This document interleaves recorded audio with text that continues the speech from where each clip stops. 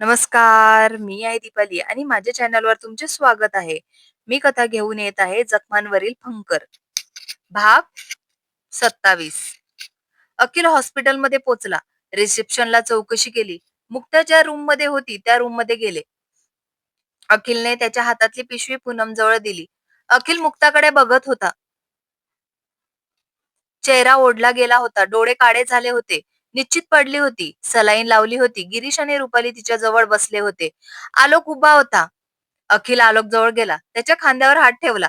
आलोकने पाहिले कोणी हात ठेवला. अखिल कधी आलास? आलोक म्हणतो. आताच आलो. मुक्ता कधी शुद्धीवर येणार आहे? डॉक्टर सोबत बोलून घ्यायचं ना, अखिल म्हणतो. डॉक्टर परत चेक करून गेले आहे, आलोक म्हणतो. पूनम ती पिशवी आलोक जवळ देते. तुम्ही का त्रास केला? मी घरी जाऊन आणलं असतं. तेव्हा त्यांचे बाकीकडे लक्ष जाते. तुम्ही बसा, आलोक म्हणतो. कल्पेश आणि आलोकची भेट झाली होती. ते दोघं एकमेकांना चांगले ओळखत होते. आलोक आणि अखिल उभेच होते. त्यांनी मागे काही दिसला नाही. आता सिमीने मुक्ताकडे पाहिले. कल्पेशने पण मुक्ताकडे पाहिले. दोघं पण मुक्ताजवळ गेले. मुक्ता उठ ना, बघ मी आणि सिमी तुला भेटायला आले आहे. सिमी रडायला लागली होती. कल्पेश तिच्या खांद्यावर हात ठेवतो. कल्पेश बघ, आपण मुक्ताला किती शोधले आणि ती आपल्याला अशी आजारी भेटली आहे. सिमी रडतच कल्पेशला सांगत होती. अखिल, पूनम, प्रमोद, हिमानी सगळे त्याच्याकडे बघत होते.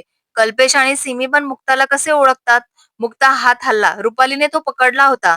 आलोक, डॉक्टरला बोलव. मुक्ता शुद्धीवर येत आहे, रुपाली म्हणतात. आलोक डॉक्टरला बोलवायला जातो. प्रमोद, आपण बाहेर थांबू. पूनम, हिमानी, प्रमोद बाहेर जातात. डॉक्टर येतात. मुक्ताला चेक करतात. त्यांना शुद्ध आली आहे. आजारी असल्याने विकनेस आहे. हळूहळू डोळे उघडतील. त्यांना खायला द्या. गोळ्या आणल्या का? मला दाखवा, डॉक्टर म्हणतात. आलोक त्यांच्या गोळ्या दाखवतो. डॉक्टर त्यांना पाहून देतात. केव्हा कोणी गोळी घ्यायची, डॉक्टर थोडं बोलून निघून जातात. मुक्ता डोळे किलकिले करून बघू लागली. मॉम, मला उठायचे आहे, मुक्ता क्षीण आवाजात म्हणते. रुपाली तिला उठायला मदत करतात. गिरीश पाठीला उशी लावतात. सिमी, तू आली? सॉरी सिमी, तुला पण काही सांगितले नाही, मुक्ता म्हणते. मुक्ता, तू सॉरी म्हणू नको. आता जे होऊन गेलं, कल्पेश पण तुला भेटायला आलाय. आमचे लग्न पण झाले, सिमी म्हणते. कॉंग्रॅच्युलेशन, मुक्ता म्हणते. थँक्यू. आता आम्ही इथं आहे, तू आम्हाला फिरवणार आहे, सिमी म्हणते. ऑफिस वरून आल्यावर तुम्हाला फिरायला घेऊन जाईल, मुक्ता म्हणते. आम्ही आलो आहे. तू 2 दिवस सुट्टी नाही घेऊ शकत का? तुझा बॉस खडूस आहे का? सिमी म्हणते. पूनम, हिमानी, प्रमोद डॉक्टर गेल्यावर रूम मध्ये आले होते. तिघ पण अखिलकडे बघून हसत होते. आलोकला पण हसायला आले. मुक्ता मुक्ताला हसण्याचा आवाज आला. ती बघते तर तिला बघायला अखिल, पूनम, हिमानी, प्रमोद पण आले होते. सर, तुम्ही पण आले आहात? मुक्ता म्हणते. तुझे कोण सर आहे? सिमी म्हणते. अखिल माझे सर आहे. मी त्यांच्या कंपनीत काम करते, मुक्ता म्हणते. तू तर तुझ्या डॅडच्या कंपनीत काम करणार होती ना, सिमी म्हणते. गिरीश सिमीकडे बघतात, नंतर मुक्ताकडे बघतात. मुक्ता, तू कधी बोलली नाहीस, गिरीश म्हणतात. मला कपड्यांमध्ये खूप समजत होते, म्हणून मला तुमच्या कंपनीत जॉईन करायची होती, मुक्ता म्हणते. आता पण तू कधी पण करू शकतेस, गिरीश म्हणतात. मुक्ता फक्त मान हलवते. आलोक, ती खिचडी थंड होऊन जाईल, तिला खाऊ घातली असती, गोळ्या पण घ्यायच्या आहे, अखिल म्हणतो. आलोक त्या पिशवीतून डब्बा काढतो. रुपाली जवळ देतो. रुपाली मुक्ताला खाऊ घालतात. मॉम, बस झाले, आता मला नको आहे, मुक्ता म्हणते. मुक्ता, गोळ्या घ्यायच्या आहेत. अजून थोडं खाऊन घे, आलोक म्हणतो. मुक्ता अजून थोडं खाऊन घेते. रुपाली तिला गोळ्या दिल्या. मुक्ता प्रमोदकडे बघत होती, पण काही बोलली नाही. पूनम हिमानी सोबत बोलत होती. अखिल पण मुक्ता सोबत बोलत होता. मुक्ताला झोप येत होती. तिला कोण काय बोलत आहे ते ऐकायलाही येत नव्हतं. ती झोपून गेली. सीमाने सिमीने रुपालीकडून मुक्ताचा नंबर घेतला. ते परत जायला निघाले. अखिलचा पाय काही निघत नव्हता, पण जावे तर लागणार होते. जड मनाने तो जायला निघाला. हिमानी पण आलोककडे बघत होती. ऑफिस मधून आले तसेच आहे. कॉफी तरी घेतली असती तर थोडं बरं वाटलं असतं, हिमानी मनातच विचार करत होती. अखिल दादा, त्यांना कॉफी ऑर्डर करायची का? केव्हाचे ऑफिसमध्ये हॉस्पिटलमध्ये आहे, काही खाल्ले पण नसेल, हिमानी म्हणते. अखिल हॉस्पिटलच्या कॅन्टीन मध्ये जातो. ऑर्डर देतो. रूम नंबर सांगून बाहेर निघून जातो. बाकीचे गाडीत जाऊन जवळ उभे होते. अखिल आला आणि ते गाडीत बसले.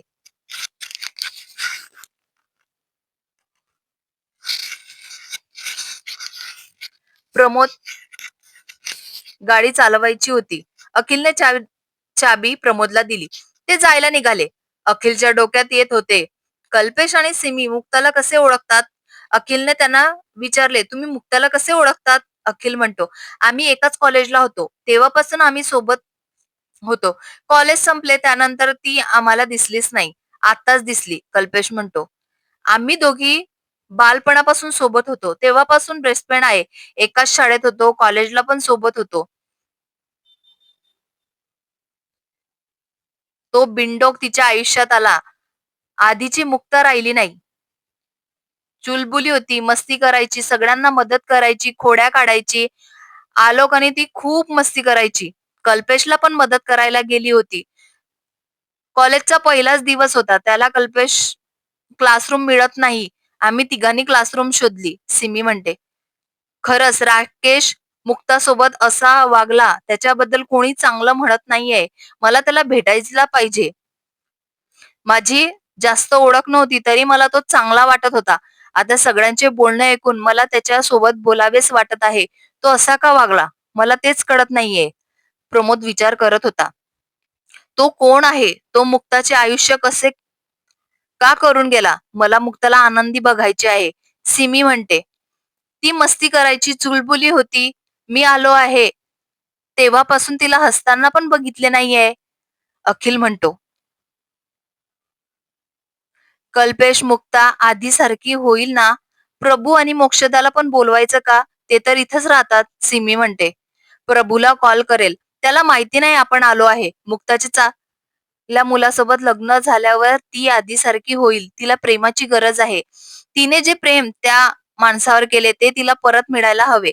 कल्पेश म्हणतो, तिला खूप प्रेम करायला नक्कीच मिळेल. तिला खूप प्रेम करणारा नक्कीच मिळेल. सिमी म्हणते, मी मुक्तावर खूप प्रेम करेल. तिला कधीच एकटी नाही सोडणार.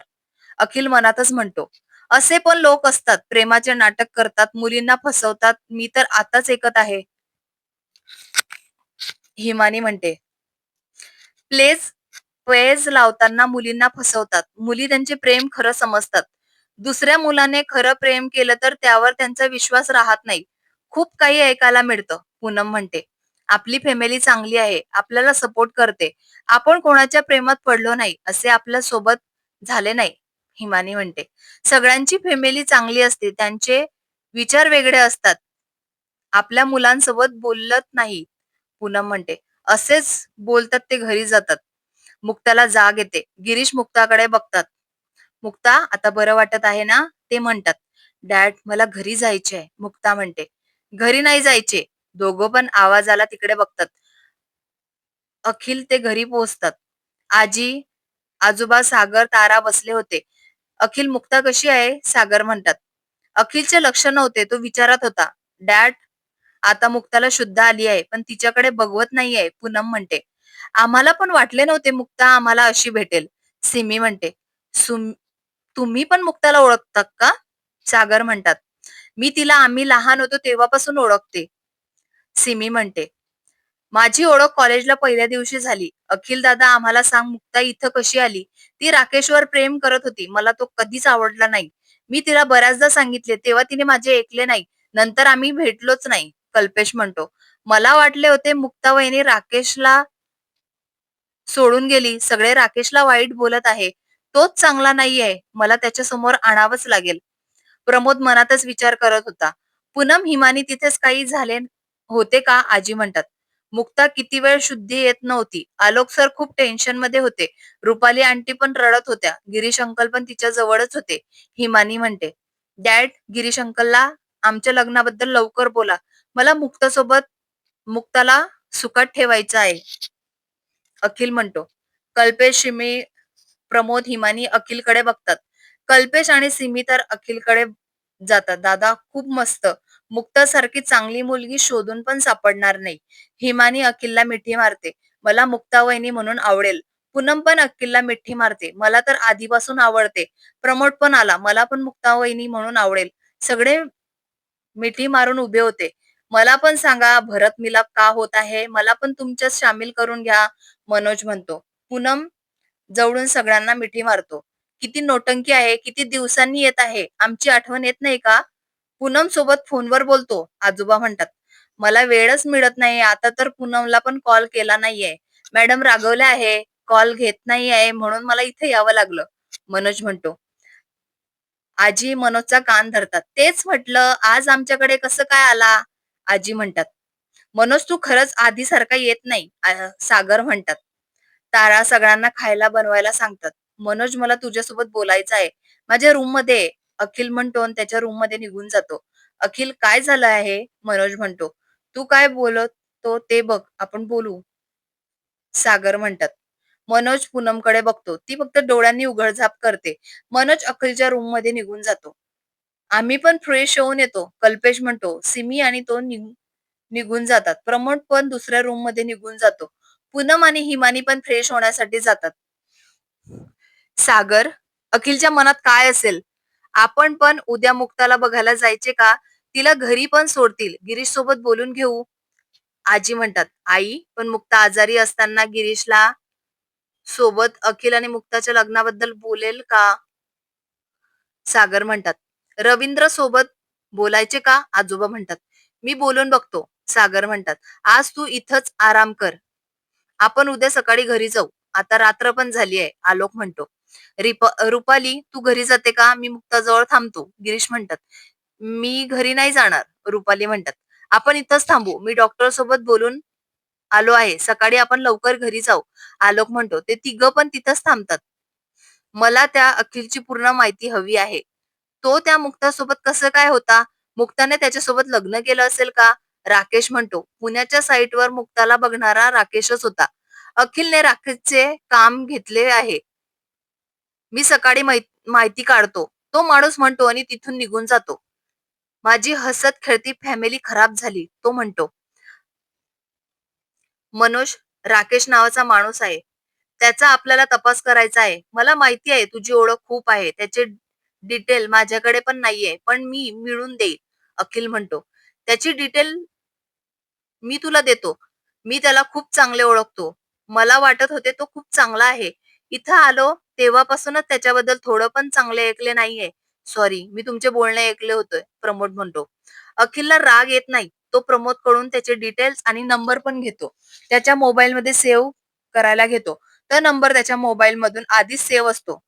पुण्याच्या साईटचा बॉस आहे. त्याचा नंबर माझ्याकडेच आहे. त्याने आम्हाला पुण्याला बघितलं असेल. मी त्याचे काम करायला घेतले आहे.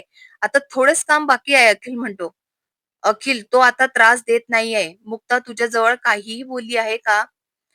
त्याने मुक्ताला त्रास दिला. त्याच्या वाटेला पण त्रास आला असणार. देव बरोबर शिक्षा देतो. आता तुला त्याच्याबद्दल माहिती मिळाली आहे. मुक्ताला त्याच्या समोर घेऊन जाऊ नको. तू एकटा जात जा. त्याचे काम लवकर पूर्ण कर. मनोज म्हणतो. दादा मला पण तेच वाटत आहे. तू जर मुक्ता वहिनीला साईटवर घेऊन गेला असेल तर त्याने तुझा तपास करायला घेतला असेल. तुझ्याबद्दल कोणालाच माहिती पडायला नको. पूनम आणि हिमानी पण आपल्याला घरात आहे. प्रमोद म्हणतो. त्याची काळजी नाही वाटत. त्या आलोकच्या ऑफिसमध्ये सेफ आहेत. अखिल म्हणतो. आपण जे पण बोलत आहे ते त्यांना नका सांगू. ते घाबरून जातील. मनोज म्हणतो. आता आपण बाहेर जाऊ. तू आता घरी नको जाऊ. इथंच थांब. अखिल म्हणतो. तारांनी जेवण लावायला सांगितले. ते सगळे जेवायला बसतात. कल्पेश सिमी पण खूप खुश असतात. प्रभू आणि मोक्षदा पण उद्या त्यांना भेटायला येणार आहे. मुक्ताला पण उद्या घरी सोडणार आहे. तिच्या घरी जाता येईल. आधीसारखी मजा पण करू.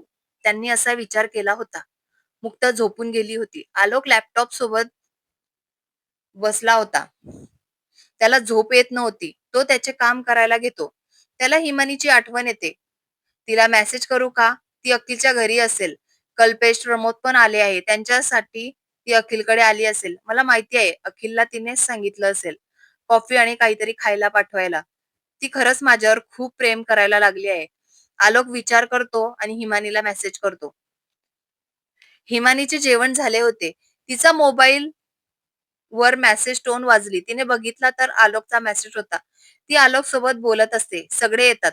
हिमानी आलोकला बाय करते. काळजी घ्यायला सांगते. गुड नाईट लिहून पाठवते.